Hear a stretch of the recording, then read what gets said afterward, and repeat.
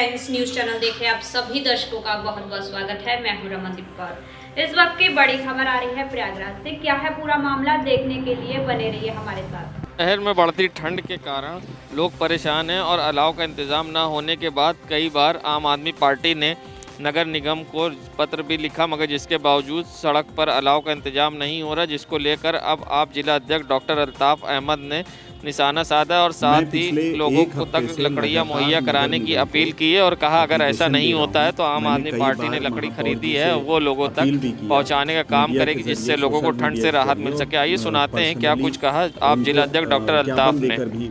मैं पिछले एक हफ्ते से लगातार नगर निगम को एप्लीकेशन दे रहा हूं। मैंने कई बार महापौर जी से अपील भी किया, मीडिया के ज़रिए, सोशल मीडिया के ज़रिए, और पर्सनली उनको ज्ञापन देकर भी उनसे अपील किया, लेकिन नगर निगम पूरी तरीके से आंख बंद करके बैठा हुआ है।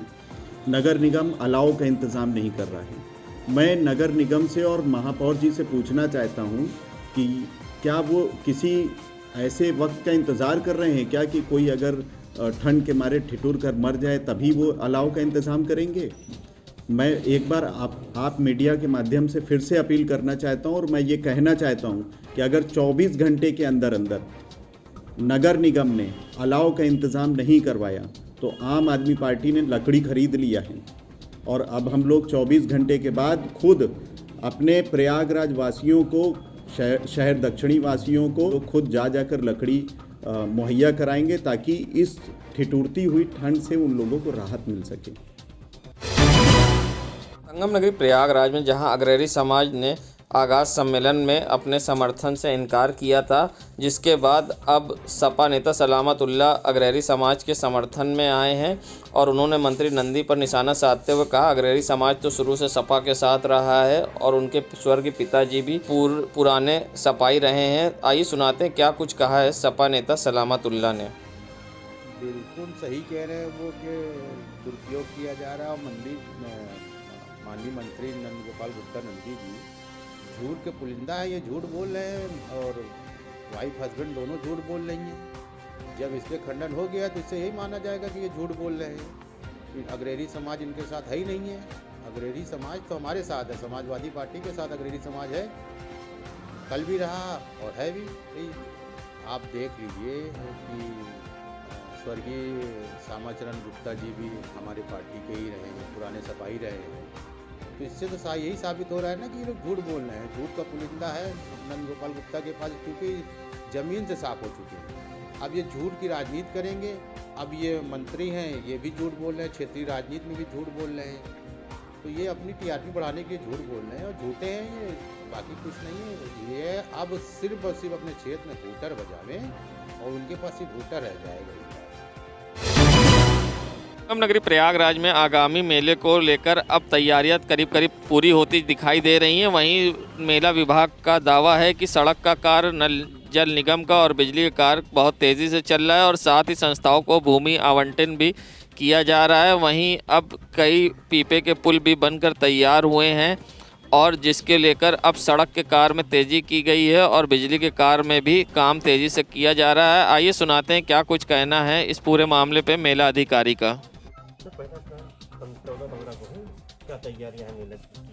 देखिए, मेले की तैयारियां पूरे इसमें जोर शोर से चल रही है। इस समय सड़कों का काम जो है वो तेज़ी से आगे बढ़ रहा है।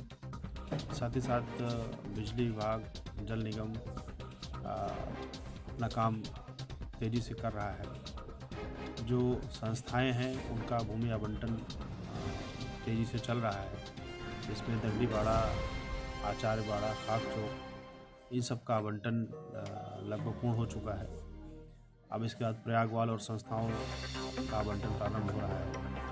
मेले की तैयारियां लगभग अंतिम चरण में हैं। धीरे धीरे मेले का शेप आ गया है, कुछ मात्रा के लोग आ रहे हैं, तो हमारी तैयारी ये पूरा विस्तार से हम आपको डिटेल पूरा कंप्लीट करके तब आपको सोचते हैं। कहा जाता है अगर बुलंद हौसले और मजबूत इरादे के साथ आप दिल से मेहनत करते हैं तो सफलता आपके कदम चूमेगी। जी हाँ, ये बात सही साबित कर दिखाई है। प्रयागराज में कार्यरत एक डॉक्टर ने जी हाँ, जो कि बहुत ही गरीब परिवार से हैं और वो एक ऐसे गांव से थे जो प्रतापगढ़ का देवी का पुरवा कहलाता है, जहां बिजली तक नहीं थी। हाल ही में वहां बिजली की कनेक्टिविटी हुई है और किस तरह से उन्होंने मेहनत और परिश्रम से अपने ये मुकाम हासिल किया है। बचपन में ही पिता का साया खो जाने के बाद किस तरह से उन्होंने पढ़ाई की और किस तरह से आज वो कामयाब बने हैं। आइए जानते हैं सारी कहानी डॉक्टर राकेश पासवान की ज़ुबानी। आप सभी लोगों को मेरा नमस्कार। मैं प्रतापगढ़ में एक छोटे से गांव जिसका नाम देवी का पुरवा है, जो कि रायबरेली और प्रतापगढ़ के बॉर्डर पे है। काफ़ी इंटीरियर एरिया है। यहाँ पर अभी थोड़े समय पहले ही बिजली वगैरह से ये गांव जुड़ा है और अभी कुछ समय पहले तक इसमें कनेक्टिविटी और बिजली वगैरह का इश्यूज़ थे। अभी खैर जुड़ गया है। तो जब हम लोग बचपन में थे तो बहुत ही रिमोट एरिया का गांव माना जाता था। तो मैं वहाँ से बेसिकली बिलोंग करता हूँ। फिर उसके बाद जो है बचपन में ही मेरे फादर की एक रोड एक्सीडेंट में डेथ हो गई थी। तो आर्थिक रूप से भी हम लोग बहुत संपन्न नहीं थे और ग्रामीण परिवेश से बिलोंग करते थे। तो प्रारंभिक पढ़ाई हम लोगों की उसी गांव में हुई, लेकिन पढ़ने में अच्छा होने की वजह से लोगों ने काफ़ी सपोर्ट किया और फिर उसके बाद मौका मिला इलाहाबाद जीआईसी में पढ़ने का। इलाहाबाद जीआईसी से उत्तीर्ण होने के पश्चात CPMT का एग्ज़ाम हुआ करता था हम लोगों के समय में। तो पहली बार जब मैंने उसको दिया तो तुरंत उसमें चयनित हो गया और मुझको GSVM गणेश शंकर विद्यार्थी स्मारक चिकित्सा महाविद्यालय में MBBS करने का मौका मिला। और फ़ीस बहुत कम थी उस समय, हमारे टाइम पे लगभग 6,000 रुपये फ़ीस हुआ करती थी एक साल की। इस वजह से आर्थिक रूप से गरीब होने के बावजूद भी जो है पढ़ाई करने में बहुत ज़्यादा दिक्कत नहीं हुई। स्कॉलरशिप भी मिल जाती थी। फिर उसके बाद PG में भी सिलेक्शन तुरंत हो गया और SN मेडिकल कॉलेज आगरा से मैंने MD न्यूरोसाइकेट्री की डिग्री की और तत्पश्चात जो है मैं असिस्टेंट प्रोफेसर रहा फर्रुखाबाद मेडिकल कॉलेज में। फिर एसोसिएट प्रोफेसर हुआ रामा मेडिकल कॉलेज कानपुर में। फिर मेरा अपने गृह जनपद प्रतापगढ़ में भी चयन हुआ और मैंने वहाँ पर भी सेवा दी लोगों को। उसके बाद यहाँ पे अपने प्रयागराज के डिविज़नल हॉस्पिटल में जो है मैं इस समय कंसल्टेंट साइकेट्रिस्ट के पद पर कार्य कर रहा हूँ।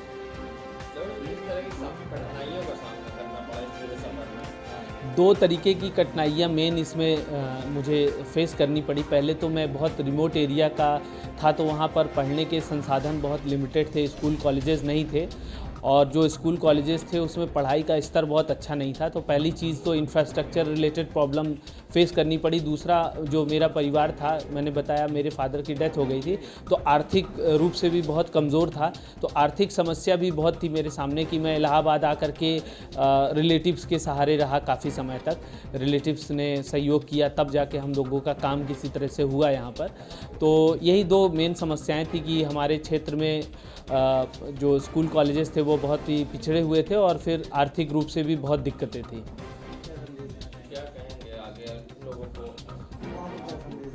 मैं यही संदेश देना चाहूँगा अपने देशवासियों को, युवाओं को, कि आपके समक्ष बहुत सारी परेशानियां हो सकती हैं, लेकिन यदि आप अपने मनोबल को मजबूत बनाए रखें और दृढ़ता से पढ़ाई लिखाई का दामन या जो भी चीज़ आप जिसमें अच्छे हों, चाहे खेल कूद ही हो, आप अच्छे से उसमें लगे रहेंगे तो निसंदेह आप एक सफलता का आयाम प्राप्त कर सकते हैं और सफल होने से आपको कोई नहीं रोक सकता है।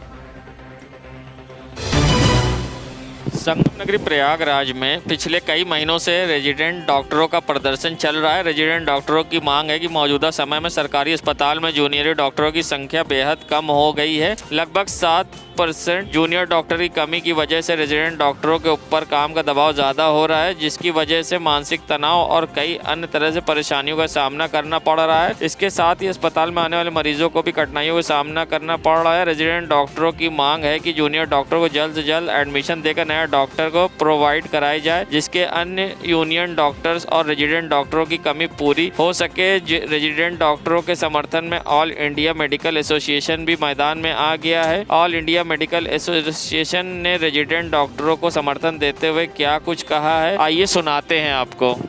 देखिए, IMA पूरी तरह से रेजिडेंट डॉक्टर्स के साथ हमेशा से था, पहले भी था, आज भी है, आगे भी रहेगा। क्योंकि ये जो मुद्दा है ये खाली चिकित्सकों तक या रेजिडेंट डॉक्टर्स तक सीमित नहीं है, ये पूरे चिकित्सक समाज के भविष्य के लिए खतरा है। और समाज के लिए भी खतरा है। जो लोगों का भर्ती की प्रक्रिया जनवरी में पूरी हो जानी चाहिए थी, आज दिसंबर होने को आ रहा है। 1 साल से लोग घर में बैठे हुए हैं, तो बच्चों का एडमिशन नहीं हो पा रहा है, उनका कैरियर बर्बाद हो रहा है। दूसरा, अस्पतालों में जो चिकित्सकों की संख्या है वो 1/3 कम हो गई है, क्योंकि जिनको जनवरी फरवरी में एडमिशन हो जाना चाहिए, मार्च में लोग पास होकर के चले गए, उसके बाद से वो पूरे पद खाली पड़े हुए हैं और कोई उसके भर्ती के लिए सरकार ने प्रोएक्टिव कदम नहीं उठाया।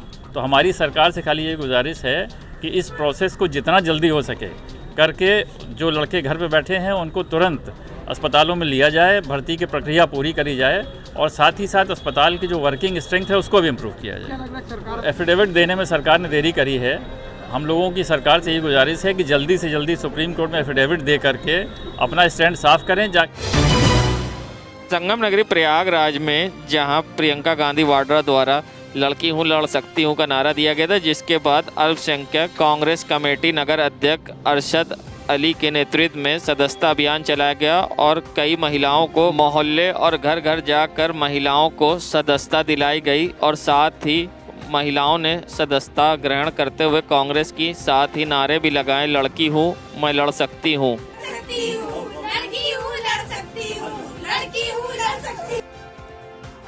अखिल भारतीय कांग्रेस की महासचिव और उत्तर प्रदेश की प्रभारी श्रीमती प्रियंका गांधी जी के आह्वान पर पूरे प्रदेश में कांग्रेस सदस्यता अभियान चला रही है, जिसके तहत इलाहाबाद में भी सदस्यता अभियान चल रहा है। और आज करेली मस्तान मार्केट में अल्पसंख्यक कांग्रेस कमेटी के पदाधिकारियों ने सदस्यता अभियान कैंप लगाकर चालू किया और सदस्यता अभियान में खास तौर से महिलाओं ने बहुत ही बढ़ चढ़ के हिस्सा लिया। उन्होंने कहा कि जिस तरीके से श्रीमती प्रियंका गांधी जी ने पूरे प्रदेश में मेहनत की है और हर मुद्दे पर उन्होंने सरकार को घेरने का काम किया है और जिनका जो नारा है लड़की हूँ मैं लड़ सकती हूँ, उसके तहत हम लोग भी प्रियंका गांधी जी के साथ कंधे से कंधा मिलाकर चलेंगे और मैं भी लड़की हूँ मैं भी लड़ सकती हूँ। इसके तहत खास तौर से अल्पसंख्यक समाज में जो महिलाओं ने बढ़ चढ़ कर हिस्सा लिया है और ले रही हैं कांग्रेस की सदस्यता लेने के लिए, ये बहुत ही अच्छा विषय है और खास तौर से मराठी के लोग कांग्रेस में वापसी कर रहे हैं। और महिलाओं ने कहा है कि 2022 के चुनाव में श्रीमती प्रियंका गांधी जी की अगुवाई में हम लोग उत्तर प्रदेश में कांग्रेस पार्टी की सरकार बनाएंगे। मैं अरशद अली, महानगर अध्यक्ष अल्पसंख्यक कांग्रेस कमेटी इलाहाबाद। नगरी प्रयागराज में कीड़गंज में एक सिपाही ने अपनी सर्विस रिवॉल्वर से गोली चला दी। गोली लगने से 4 लोग गंभीर रूप से घायल हो गए, जिनको स्वरूप रानी नेहरू अस्पताल इलाज के लिए भर्ती कराया गया। बता दें, घटना की सूचना मिलने पर मौके पर पहुंचे आला अधिकारी ने जांच में जुट गए हैं। वहीं बताया जा रहा है कि घटना के बाद अफरा तफरी का माहौल था और परिवार वालों के अनुसार आबकारी विभाग का सिपाही विमलेश पांडे वहां पर दबंगई चलती थी। आए दिन किसी न किसी बात को लेकर कहासुनी करता रहता था। आज भी कहासुनी के बीच रिवॉल्वर से गोली चला दी, जिसमें 4 लोग जख्मी हो गए, जिसमें से 2 लोग भाई हैं और संदीप गुप्ता बड़ा भाई और विशाल गुप्ता छोटा भाई, दोनों भाई को गोली लगी है और दोनों की हालत नाजुक बताई जा रही है। वहीं अन्य 2 लोग की हालत सामान्य है। विमलेश पांडे नाम के एक आबकारी सिपाही हैं दुकान के सामने, उसने वहाँ पे उस घर को कब्जा करके उसमें अपना कार्यालय बना रखा है। वहाँ पे 4-5 लोगों को ये बैठा हुआ था लेके और गाली बक रहा था वहाँ से। बड़े भैया के द्वारा मना करने पर उसने और कहा कि आज मैं तुम्हें गोली मार दूंगा और अपनी लाइसेंसी रिवॉल्वर लेके बड़े भाई संदीप गुप्ता को 2 गोली और छोटे भाई विशाल गुप्ता को 1 गोली, जो उसकी आँख से लग के सर को फाड़ते हुए निकल गई, मारा और कहा कि मैं पूरे खानदान को तुम्हारे ख़त्म कर दूंगा। किस तरीके से लोग घायल हैं, क्या मामला पूरा? यहाँ पर जो है अभी थोड़ी देर पहले घटना है कि 4 लोग घायल हैं और वहाँ विवाद हुआ और एक आबकारी का विमलेश नाम के आरक्षी है जिसको साथ निलंबित बताया जा रहा है, उसके द्वारा गोली चलाना बताया गया और हमारे एक आदमी की गंभीर हालत है, 3 आदमी को 2 को कम चोटें हैं, तीसरे की भी इलाज हो रहा है और ये जो है स्थिति अभी 2 को सामान्य है। संगम नगरी प्रयागराज में आज पुलिस द्वारा चेकिंग अभियान चलाया गया, जिसमें लोगों को सीट बेल्ट व हेलमेट को लेकर चेकिंग की गई और साथ ही लोगों को यातायात नियमों के प्रति जागरूक भी किया गया। आपको बता दें, चेकिंग सुभाष चौराहे, करैली व कई अन्य क्षेत्रों में की गई, जहां पर लोगों को यातायात नियम के प्रति जागरूक करते हुए सीट बेल्ट लगाने व हेलमेट लगाने के लिए प्रेरित भी पुलिस द्वारा किया गया।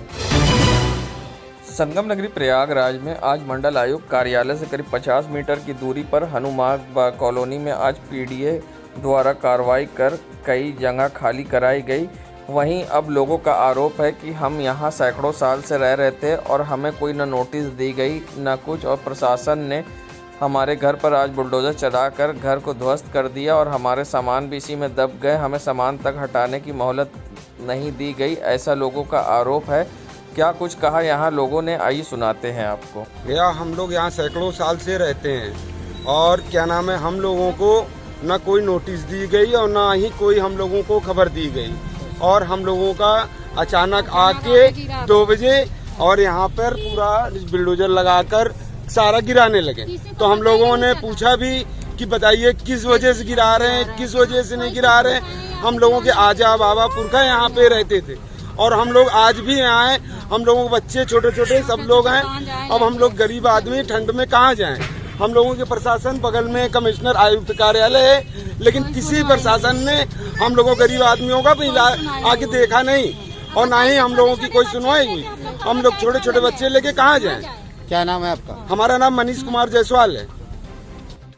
क्या मामला हुआ यहाँ पे आज? हाँ, यहाँ भैया हम लोग यहाँ रहते थे, अचानक आके मेरा गिरा गए, घर हम लोगों का बेघर कर गए, हमारा सामान भी सब उसी में दबा गया। सब हम लोग छोटे छोटे बच्चे लेके कहाँ गए, सामान निकालने का मौका नहीं दिए, बस आके गिरा गए। हम कह रहे हैं हम ठंडी में कहाँ जाए छोटे छोटे बच्चे लेके, हम लोग मरे यहाँ ठंड में। सब मेरा गिरा गए, यहाँ प्रशासन है, कोई सुनवाई नहीं है। क्या आपको इससे संबंधित कोई नोटिस दिया गया था? जी, बहुत पहले एक बार दिया गया था, लेकिन कोई वो नहीं हुआ है।